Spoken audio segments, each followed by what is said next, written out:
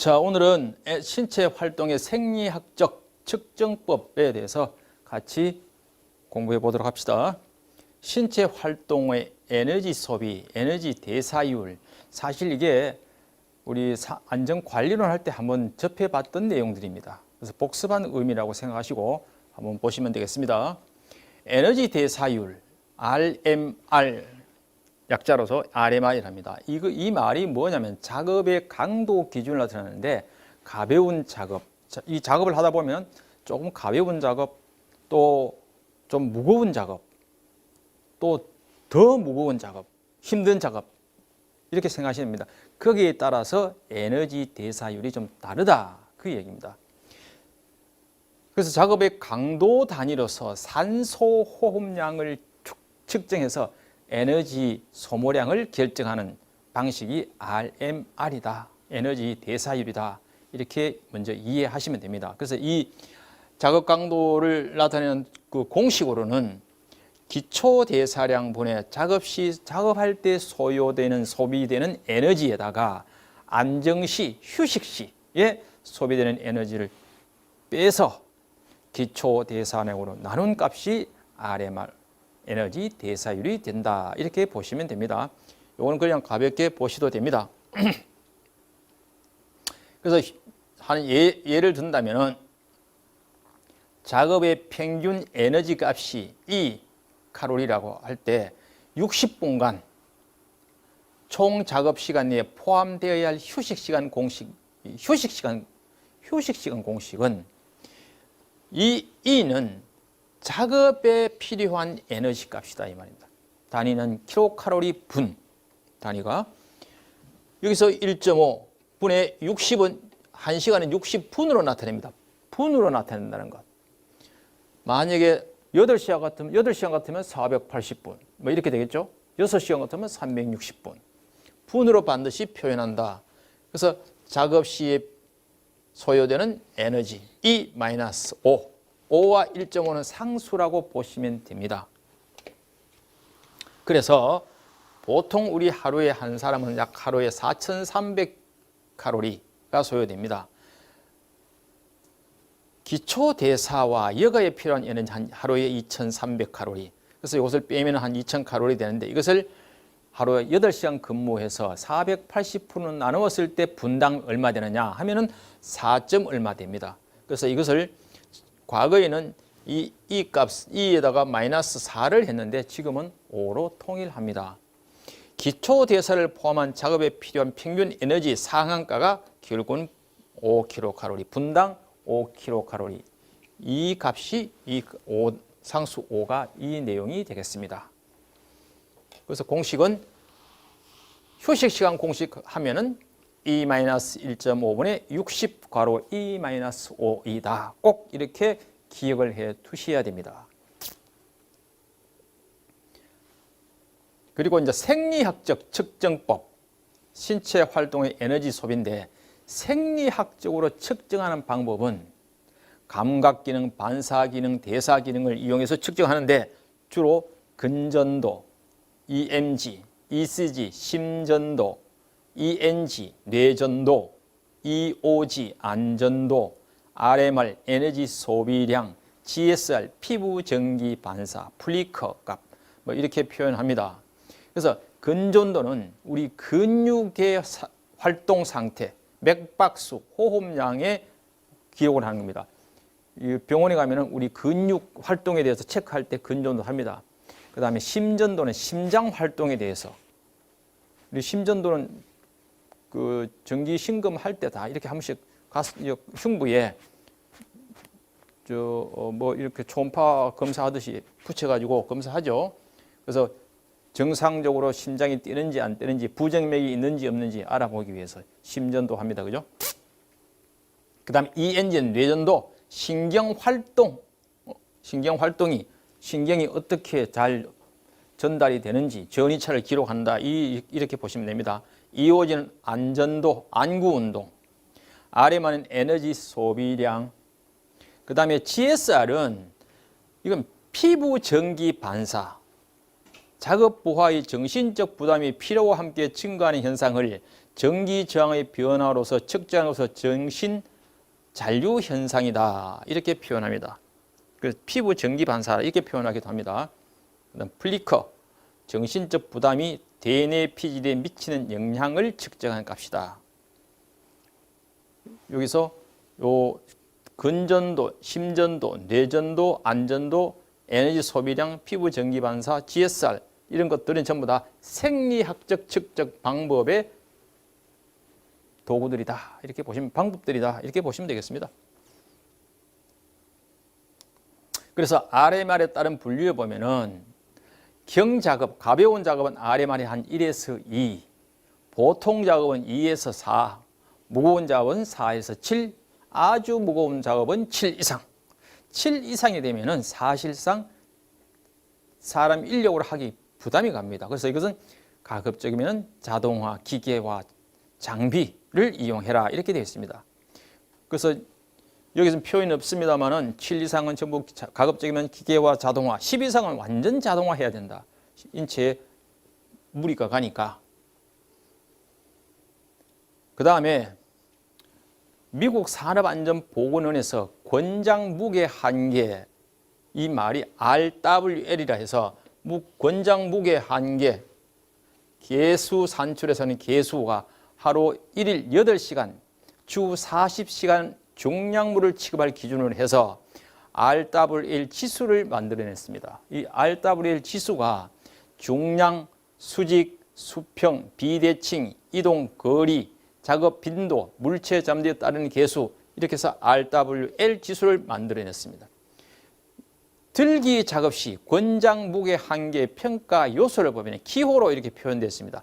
수평 HM, 수직 VM, 거리 DM, 비대칭 AM, 빈도 FM, 커플링 CM.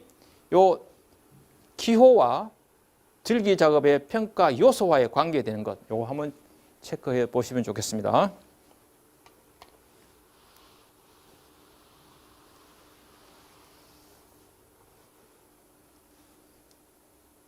그러면 여기 휴식 시간 내는 방법에 대해서 문제를 한번 보도록 하겠습니다. 작업 시 소모 열량이 시간당 420kcal일 때 휴식 시간을 구하라. 단 휴식 시 에너지 소비량은 1.5분이요. 작업 시 평균 에너지 소모량은 5kcal 분당. 이럴 때 그러면은 여기서 소모 열량이 시간당 420칼로리면 그 단위가 분이라 했습니다. 그럼 분으로 나누어야 된다는 겁니다. 420을 60분으로 나누면 분당 7kcal가 된다 이 말입니다. 분당 7kcal가 된다. 그래서 이것이 작업에 필요한 에너지다. 작업에 필요한 에너지다. 그래서 이것이 이 값이다. 이 값이다. 그래서 공식은 E-1.5, 7-1.5분의 60 곱하기 7-5 이렇게 계산하면은 휴식 시간은 21.8분이 나온다. 이렇게 푸는 겁니다. 그 다음에 100분 동안에 두 번째 10kcal 분당 10kcal이라 수행하는 삽질 작업, 즉 작업에 필요한 에너지가 10kcal로 주어졌습니다. 10kcal로. 이것이 이 값이 됩니다. 이것이 이 값이다. 작업에 필요한 에너지 값이 된다. 이 이야기입니다. 그러면 이 공식에서 이 공식이 그대로 쓰면 됩니다. 10E-1.5, 10-1.5분의 100분이라 주어졌습니다. 100분의 100분 10-5 계산하면 됩니다. 쉽습니다. 괜찮습니다. 그죠? 휴식 시간은 내는 문제들입니다. 또 한 번 더 볼까요? 8시간 근무를 기준으로 했을 때 남성 작업자 A의 대사량을 측정한 결과 산소 소비량이 분당 1.3리터로 측정되었다. 뮤렐 방법으로 계산 시 8시간 총 근로시간에 포함되어야 할 휴식 시간은 얼마인가? 휴식 시간 공식. 문제는 반드시 공식을 자꾸 쓰는 습관이 되어야 됩니다. 이렇게 딱 적어놓고 그러면 이 값을 찾아야 합니다. 이 값을. 이 값은 자 여기서 산소 소비량 한 말 나옵니다. 산소 소비량 한 말이 나오면 반드시 여기에는 5를 해주면 됩니다. 뮤렐 방법에 최대 신체 작업 능력 8시간 계속 작업 시 최대 신체 작업 능력은 성인 남자는 5kcal 이렇게 되어 있습니다. 그래서 산소 소비량 말이 나오면 여기다가 5를 곱한다. 이렇게 보시면 됩니다. 그래서 여기서는 산소 소비량이 분당 1.3리터니까 여기서 5를 곱하면 6.5kcal 요 값이 이 값이다. 즉 작업에 필요한 평균 에너지가 된다. 이 이야기입니다. 작업에 필요한. 그래서 6.5 그러면 6.5 마이너스 1.5분의 66.5 마이너스 5 계산하면 되는 겁니다.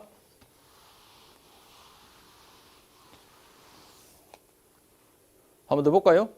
건강한 남성이 8시간 동안 특정 작업을 실시하고 산소 소비량이 분당 1.2리터로서 나타났다면 8시간 작업 시간에 포함되어야 할 최소 휴식 시간은 단 남성은 권장 평균 에너지소는 5kcal이고 안정시 1.5 이건 이렇게 주어졌습니다. 그죠? 사실 이거 안 주어져도 우리가 이 공식을 상수로 이미 알고 있는 겁니다. 그럼 여기도 이 값을 구합니다. 여기도 마찬가지 산소 소비량이란 말이 여기 나와 있습니다. 이 말이 나오면 여기다가 곱하기 5를 한다. 그러면은 6kcal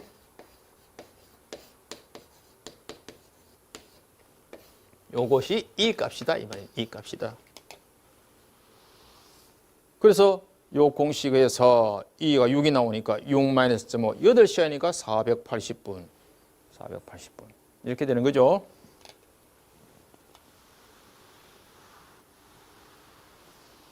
그래서 6-1.5는 480, 6-5는 106.7분이 나온다. 그래서 답은 1번이다. 자, 그 다음에 동작의 속도와 정확성이라는 거에서 보면은 여기에 피체의 법칙, 희귀의 법칙, 웨버의 법칙이라는 게 있습니다. 이 피체의 법칙은 쉽게 제가 설명드리자면 우리 마우스 드래그 하는 시간이라고 생각하시면 돼요. 일단은 마우스 드래그 하는 시간, 클릭하는 시간, 떨어진 영역을 클릭하는 데 걸리는 시간은 영역의 거리, 폭에 따라서 달라지며 멀리 있을수록 버튼이 작을수록 시간이 더 걸린다는 이론이 피체의 법칙이다. 그래서 저는 이것을 마우스의 법칙이라고 제 나름대로 그렇게 붙입니다. 희귀의 법칙은 사람이 마트에 가서 물건을 고를 때 마트의 법칙, 저는 그렇게, 저 나름대로 그냥 이게 그 법칙은 아닙니다만 저는 그렇게 표현합니다. 사람이 어떤 물건을 선택하는 데 걸린 시간은 선택하려는 종류에 따라서 결정된다는 법칙이 희귀의 법칙이다. 마트에 가면 우리가 물건을 고를 때 너무 많으니까 이것도 고르고 저것도 고르고 막 이렇게 고르는데 사실 시간도 많이 걸리고 동선도 길어지고 동작의 효율도 떨어지고 이렇게 합니다. 그래서 이것은 이러한 것은 물건의 종류가 다양하고 많다 보니까 이것을 선택하는데 결정하고 하는데 시간이 많이 걸린다. 그래서 이것을 희귀의 법칙이다. 그래서 저는 이것을 편하게 마트의 법칙이다. 이렇게 표현합니다. 그 다음에 웨버의 법칙. 이 웨버의 법칙은 물건을 구매에 따른 판매자와 구매자 심리를 나타내는 가격을 결정하는 법칙이라고 하기도 하고 기준 감각기관에서 기준 자극과 변화 감지의 연관관계, 즉 지금 현재 제 손에 있는 이 물건이 만약에 이것이 10g이라면 여기에 분필을 하나 얹으면 이것이 무겁구나를 느낀다는 겁니다. 여기서 몇 g을 더 얹으니까 무겁다는 걸 느끼느냐. 이 변화 감지, 기준 자극에 대해서 변화 감지의 연관관계를 웨버의 법칙이다. 이렇게 이해하시면 됩니다. 즉 웨버의 법칙 K는 기준 자극의 크기 분의 변화 감지역, 즉 I분의 델타 I. 이 공식 좀 보셔야 됩니다. 공식. 이 공식을 묻기도 했습니다. 웨버비 K는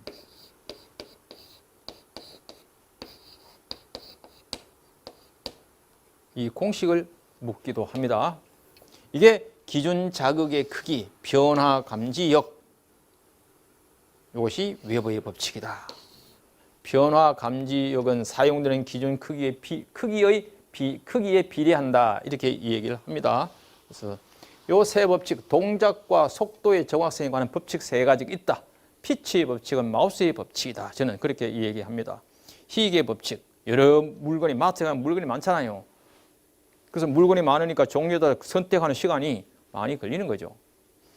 그 다음 희귀의 법칙은 기준 자극의 크기분의 변화 감지역이다. 이렇게 보시면 됩니다.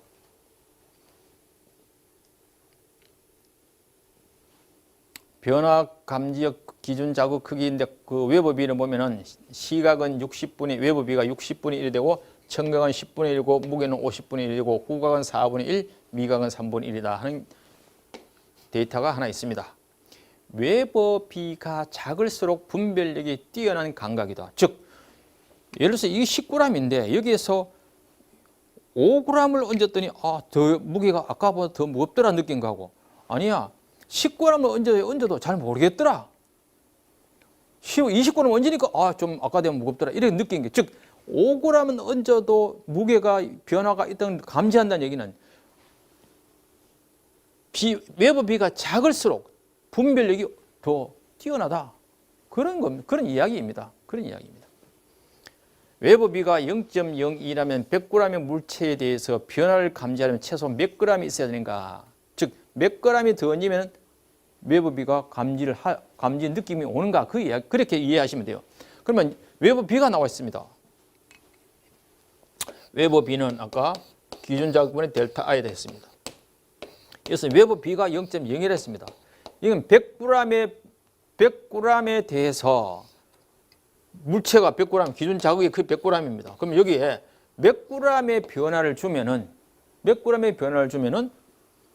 웨버비가 0.02가 되겠는가 하는 공식에서 이 x를 구하는 겁니다. 그러면은 요거는 요래 곱해지니까 x는 2g이 된다. 이런 이야기죠.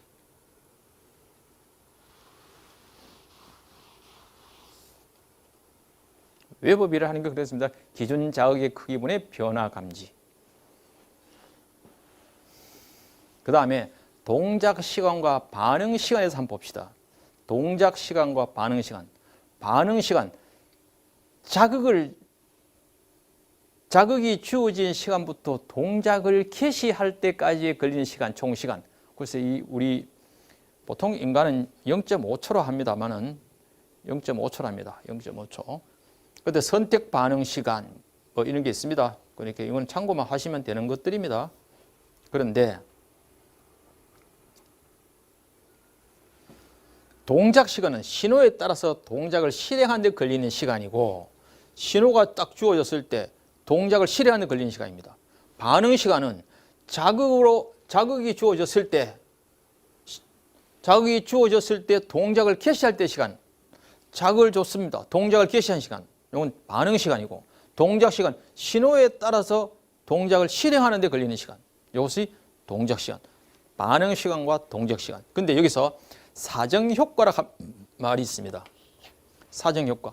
인간의 위치 동작에 있어 눈으로 보지 않고 손으로 수평면상에서 움직이는 경우 짧은 거리는 지나치고 긴 거리는 못 미치는 것. 우리 사람의 위치 동작에서 눈으로는 보지 않고 손으로 수평면상에 있는 움직이는 경우에 짧은 거리는 그냥 쏙 지나치고 긴 멀리에 있는 것은 미치지 못하는 거고 이러한 것은 무엇이라 하는가? 이것을 사정효과라 한다. 이 사정효과라 한다. 이 정의가 한번 그때 시험에 출제되었습니다. 그래서 동작 시간과 반응 시간이 있다. 여기에 크게 의미가 있는 것은 아닙니다.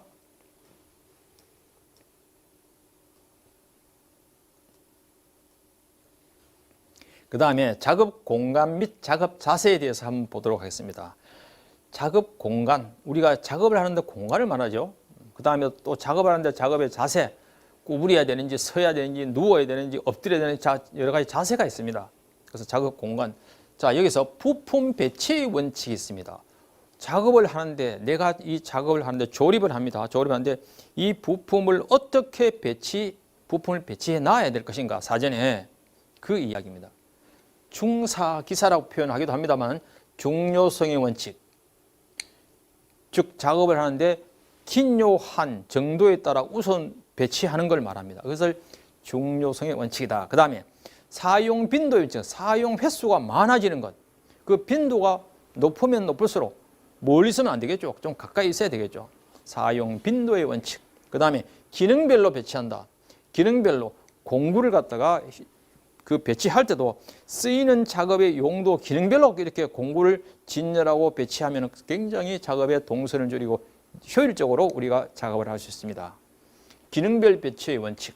기능적으로 관련된 부품을 모아서 배치한다. 사용 순서의 원칙. 순서적으로 먼저 쓸 것과 조금 있다가 쓸 것, 나중에 쓸 것 이렇게 구분해서 순서적으로 사용하는 장치들을 순서에 맞게 배치한다 이렇게 보시면 됩니다.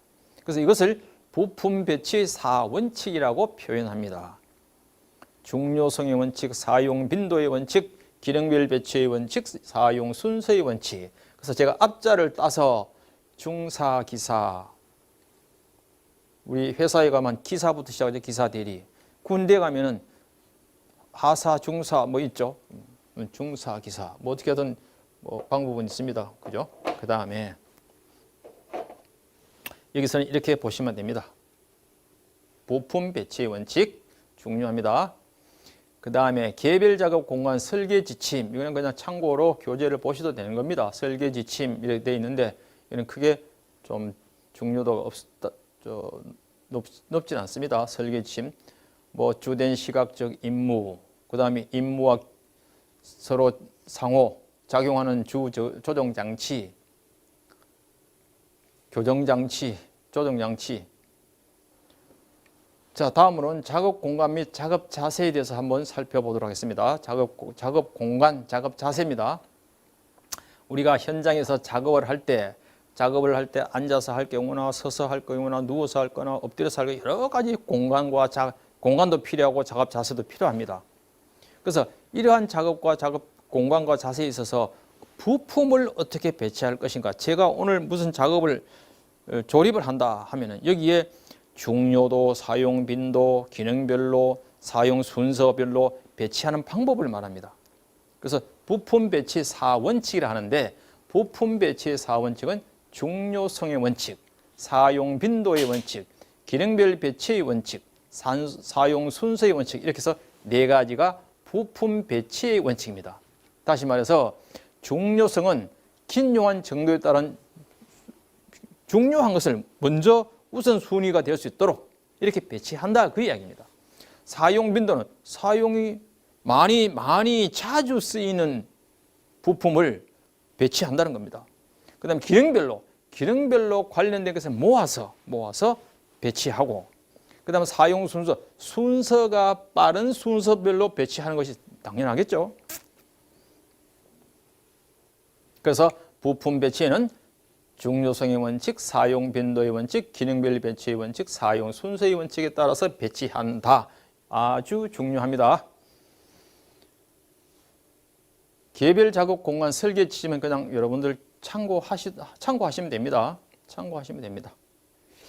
주된 시각적 임무, 주시각 임무 상호작용하는 조정장치, 조정장치와 표시장치 간의 관계, 순차적으로 사용하는 부품의 배치 뭐 이런 것들이 있다 하는 거 참고하시면 됩니다.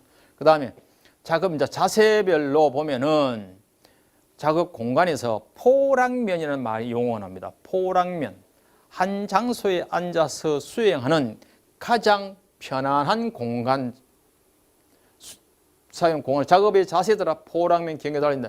어떠한 장소에 작업을 하는 데 있어서 그 장소가 어떠한 좀 간격이 주어져야 됩니다. 간격이 주어져서 편하게 작업할 수 있는 공간이라 생각하시면 됩니다. 한 장소에 앉아서 수행하는 작업에 사용하는 공간이 포랑면이다 이렇게 보시면 생각됩니다. 그 다음에 특수작업 영역이에요. 특수작업 영역, 즉 특정 공간에 작업할 때 이 간격이 있습니다. 서서 작업할 때는 폭은 180에서 높이는 180에서 폭은 75cm가 필요하다 이 말입니다. 약간 구부릴 경우에는 폭은 한 100cm, 앉아서 할 때는 높이가 130, 폭은 90cm, 쪼그렸을 때 120cm, 110cm, 그 다음에 누워서 45cm, 215cm. 이건 엎드린 거죠. 이거는 엎드린 경우가 45, 215.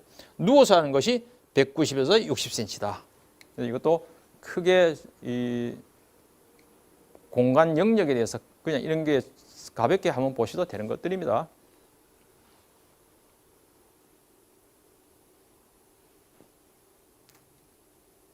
이러한 작업 자세에 따라서 포랑면의 경계가 좀 달라집니다. 사실은 작업 자세에 따라서.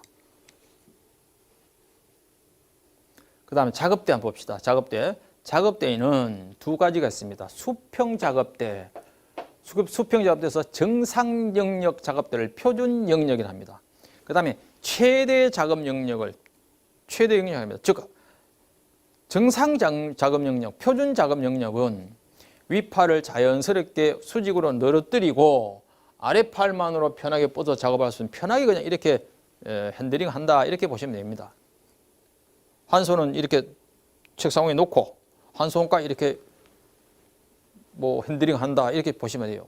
근데 최대 작업 영역이라는 말은 두 팔이 전부 다 곧게 펴서 최대한으로 펴서 작업을 할 수 있는 영역, 이게 최대 작업 영역이죠.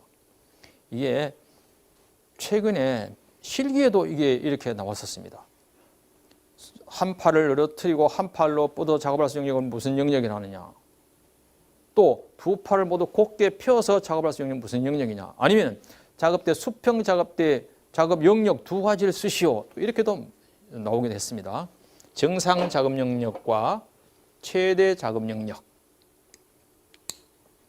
이걸 또 어떤 분들은 표준 영역대, 정상 작업대, 최대 작업대, 작업대라고 쓰면 안 됩니다. 작업대하고 작업 영역하고는 완전히 틀리죠.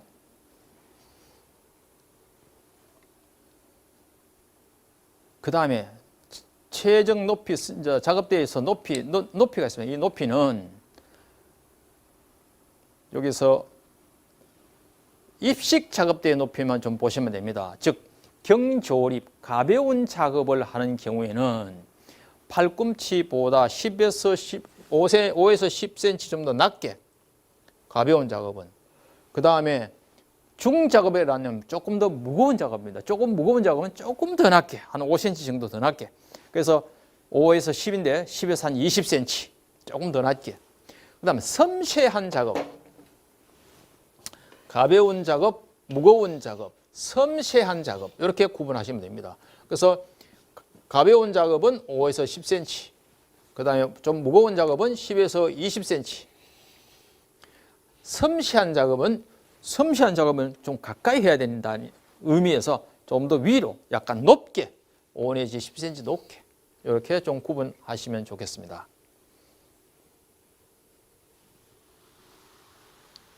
경조립, 중작업, 섬세한 작업, 즉 가벼운 작업, 무거운 작업, 섬세한 작업, 5 내지 10cm 낮게, 10에서 20cm 낮게, 섬세한 것은 5에서 10cm 조금 높게 이렇게 의미를 두시면 좋겠습니다. 그 다음에 신체의 기본 동작에서 이건 사실 좀 용어가 좀 어렵습니다. 굴곡, 신전, 외전, 내전, 외선, 내선 이런 표현을 씁니다. 굴곡은 굽히기입니다. 그냥 관절각이 감소하는, 굽히어서 관절각이 감소하는 움직임이고, 신전은 펴기입니다. 펴니까 관절각이 커지는 거죠. 증가하는 거죠. 외전, 벌리기, 신체를 중심으로 밖으로 벌리는 것. 우리 신체 기본 작업을 할 때 있어서 기본 동작을 표현을 이렇게 했습니다. 내전, 모으기입니다. 신체 중심선으로 모으는 것. 그 다음에 외선이라고 생각하시면 돼요. 회전, 밖으로 회전, 내선, 안으로 회전. 이렇게 이해하시면 됩니다. 밖으로 회전, 안으로 회전. 이게 신체의 기본 동작 6가지가 있습니다. 그 다음 동작 경제의 3원칙이 있습니다. 이 동작 경제는 바안스의 동작경제 3원칙, 인체 사용에 관한 원칙, 작업장 배치에 관한 원칙, 공구 및 설비 설계에 관한 원칙 아주 중요하게 잘 묻습니다. 그래서 바안스의 동작경제 3원칙 이렇게 표현하기도 그냥 동작경제 3원칙을 하면 그냥 이렇게 아시면 됩니다. 인체 사용하는 원칙, 작업장 배치에 관한 원칙, 공구 설비 설계에 관한 원칙. 길브레드 원칙에 대해서는 잘 묻지는 않습니다. 일단 우리가 바안스의 동작경제 3원칙 하면 이렇게 대표됩니다. 이렇게 보시고 이 동작경제 3원칙은 매우 중요하죠.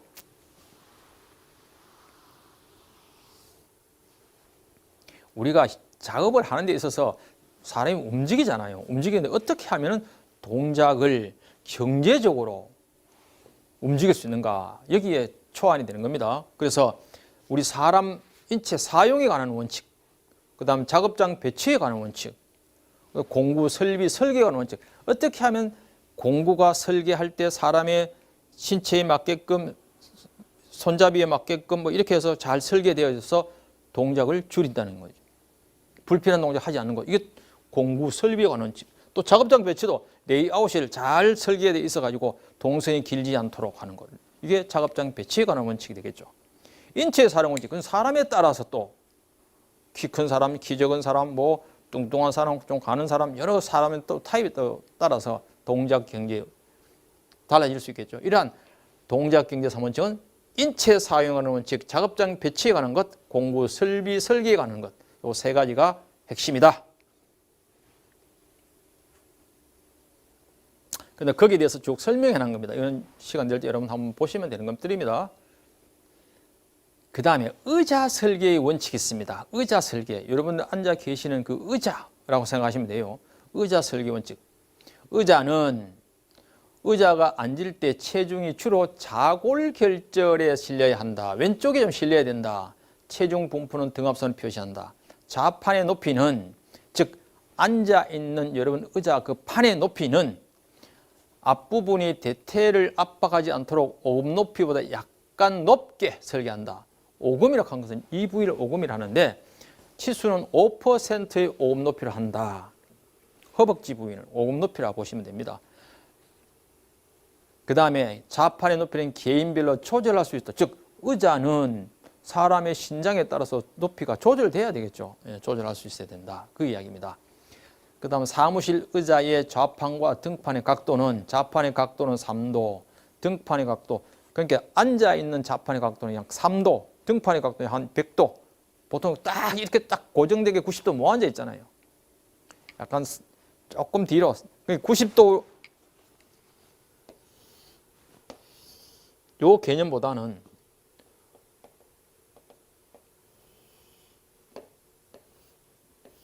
좀 이게 한 10도? 10도? 그러면 100도 되겠죠, 100도. 약간 뒤로 좀 젖혀진다는 느낌. 그렇게 이해하시면 됩니다. 그 다음에 등판에 이 고기, 의자 고기 주로 이렇게 되어 있습니다. 의자가. 이게 우리 요추 부위입니다, 요추 부위. 이게 전만곡이는 전만곡, 전곡이라고 표현하기도 합니다. 그 다음에 우리 의자의 길이와 폭에서 좌판의 폭은 큰 사람에게 기준에 맞추고 그 의자의 길이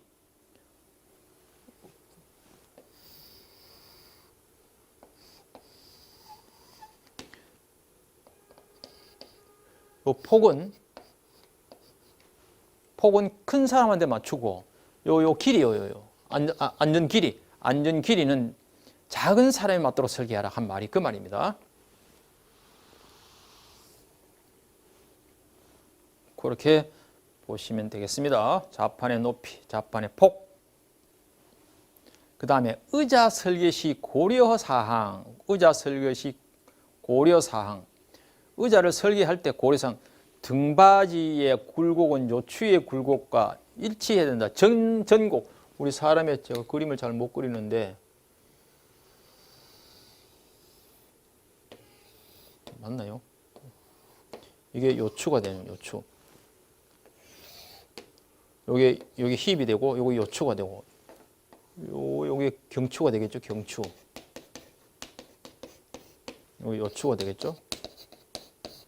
여기 엉덩이 힙이 되겠죠. 힙.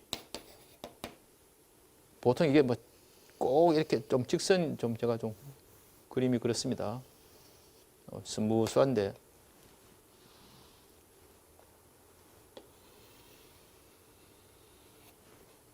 이게 사람의 이 앞면이고 이 후면인 것만 이 배에 있는 쪽으로 요 추인 쪽으로 이렇게 들어가야 된다면 이것을 전곡이다 이렇게 이해하시면 됩니다.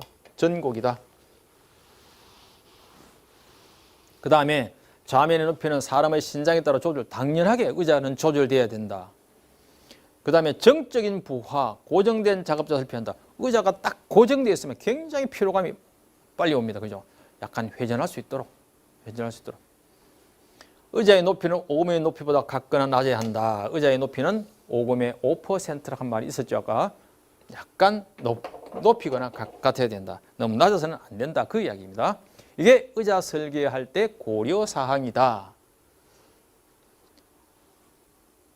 그 다음에 우리가 단말기를 볼 때 작업 자세는 우리 모니터를 볼 때 이 말입니다. 컴퓨터 모니터를 볼 때 눈은 수평면상에서 약간 10 내지 15도 밑으로, 10에 15도 밑으로. 그 다음에 그 모니터와 간격, 내 눈과의 간격은 40cm가 되도록 그렇게 하라. 그 다음에 앉아있을 때 무릎의 각도 90도, 팔꿈치 각도도 90도. 그게 단말기 영상 VDT 작업할 때의 작업 자세다. 그렇게 보시면 됩니다. 이것만 보시면 됩니다.